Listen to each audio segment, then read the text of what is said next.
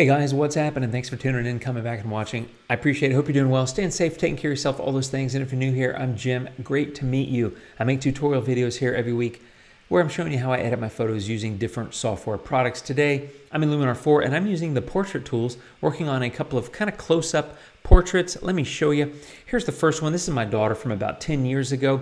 And when I know I'm going to work on a portrait, I'll generally start on the portrait tab instead of adjusting the light in the light tool, like highlight, shadows, contrast, all that. I generally start in the portrait tool. Here I'm going to do a little bit of face light. I'm going to whiten the eyes a little bit, enhance them a little bit, and maybe pull in a slight amount of dark circle removal. So already, we make a pretty significant difference in the photo. There it is before and after. I love the power of these tools, and even though I'm not a portrait photographer, when I am editing like family shots and things like that, you can't argue with the power here. I'm going to give her a little bit of improved eyebrows, a tiny bit of lip saturation and redness, and boom, really, we've made a huge difference in the photo in just a couple of seconds of work. So there we go, before and after. This is the point where I'll now go to the first tab, get into light, and do a few things here. The first thing I want to do is pull up contrast a little bit. And what I'm finding is the face is getting a little bit too bright. Now I did use face light, so what I'm going to do here is pull down the highlights a little bit just to pull that back. I don't want it to be too bright. And now I'm looking at it, I realize like you're staring really close at my daughter's face. That's hopefully going to be okay for you. I don't need AI enhance. I want AI structure. Here I'm going to go negative, and I'm just going to do kind of a global softening. I kind of like that. Maybe it's because of my age and the amount of wrinkles that I have. At her age, and even at her current age, she doesn't have that. But I just like skin softening. There is, where it is, over here, there's a skin enhancer. This does smooth skin a little bit, but I also like to use that negative structure. Here I'm applying it globally. It's just a softening of the entire photo, just a look I'm particularly fond of. May or may not be appropriate, depending on the person and kind of what they look like, and of course what mood you're going for in the photo. Me, I tend to like a little bit dreamier, a little bit softer portraits, unless it's like a really I don't want to say grungy, that's not the right word, but let's say somebody that may be a bit elderly, has a lot of lines and that sort of thing. Actually going positive on structure would look really cool, I think, in that situation. Especially if you're doing a black and white, you can really amp up some of the detail, some of the crunch, and make an interesting kind of gritty, maybe that's the word, gritty kind of portrait. Not what I'm going for here. For a 7-year-old young lady, I don't really think grit is going to be applicable, so I'm going to leave that out. Now next I'm going to go over to a tool that you may not think about using, and that is on the Pro tab. I'm going to get into Color Enhancer and go to Color Balance. And I'm going to look at my notes here.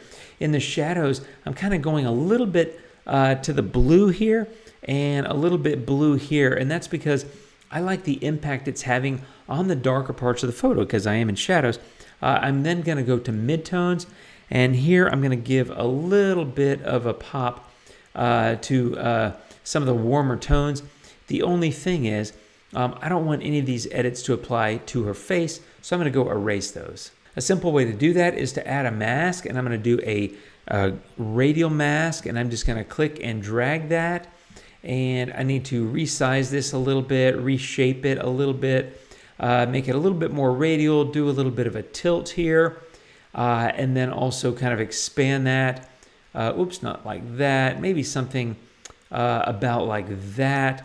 What I'm basically doing is just trying to make sure that the stuff that I did applies outside of her face. And let me show you the mask. The radial mask defaults to doing the outside, which is exactly what I want in this case. So I'm going to say, fine, I'm going to say mask and copy because I'm going to use that again here in a second. So there it is. The edits I've done with color balance are now applying not in her face, but they are applying everywhere else. So there it is with those edits, and there it is without. I don't know how well you can tell, but it kind of darkens the edges a little bit, and I kind of like that. But I'm going to go back to color, and I want to make a couple of adjustments here and apply the same mask. Now what I want to do is pull down the saturation of the red a little bit and pull down the saturation of the orange a little bit as well. And I'm going to say edit mask. I'm going to go to brush, and what I want to do is to say mask paste because I copied it from earlier, and I've basically now just reduced the red and orange saturation in the areas Oh, actually, no, I need to invert that, actually, don't I? So I need to invert that. Click, invert, there we go. And now I've taken down the red and orange saturation. Let me show you the mask. There it is. The mask is showing where these edits are applying. They're applying on her face. Let me turn that off and say done. And basically what I've done is taken, well, I thought I took red down. Here we go. Red is coming down and orange has come down. I guess I didn't grab the red. But basically I felt like I was getting a little bit too orangey red in her face. There it is before, and there it is after, a little bit less saturated. And in fact, I'm going to pull back the red a little bit. I think a little bit of color in the face is good. So there's that. Now the only other things I'm going to do, I'm going to add a tiny bit of mystical, and I'm going to go over here and get a tiny bit of Orton and add those. And again, that's just because I kind of like that dreamy kind of look. But there you go. There's my before photo and there's my after. And if I do a sliding scale, you can kind of see what I've done there. The only other thing that I see now that I would go enhance or actually reduce is pull down these highlights a little bit more. I don't want it to get too over bright in the brighter parts of her face. But there it is. There's my final photo one more time, before and after. I've got another example photo of her I'm going to use, and that is this one right here. Let me get into edit and show you what I did. Now here's the base photo. I've already done some smart contrast and exposure reduction in the light tool. So there's the before and the after. And now I'm going to go over here and show you in the portrait enhancer. What I did was pop up the face light a little bit. Again, does a great job of picking up the face and allowing you to isolate that without any masking. I love that. And the other thing I did, of course, is the same color balance adjustment. And there it is. Let me turn that on.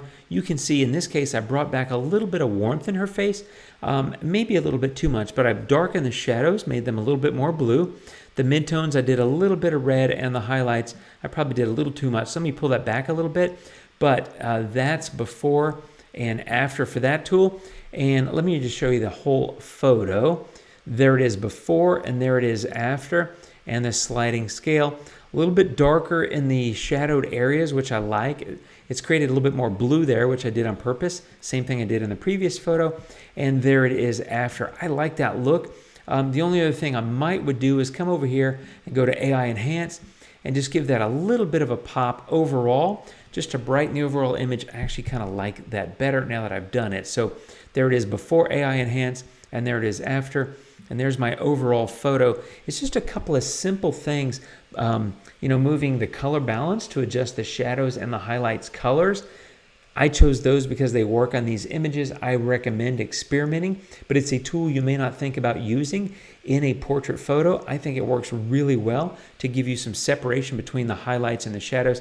And the highlights I find in a portrait are often going to be kind of around the face because that's where you want the light to be, and the shadows are often going to be kind of the other areas in the background, maybe the hair, in this case the hat, because they're not as bright. So they work pretty well. AI Enhance comes in handy, and of course all the portrait tools.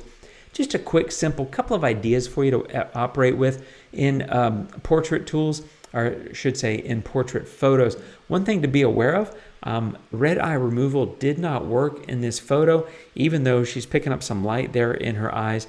So that's something you go have to take out manually.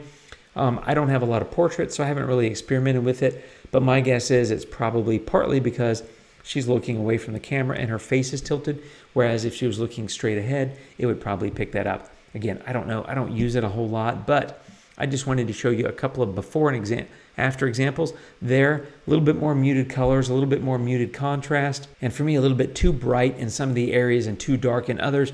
And I think the colors and the tones look much better after a couple of simple edits. That's it. A couple of ideas in portrait photos.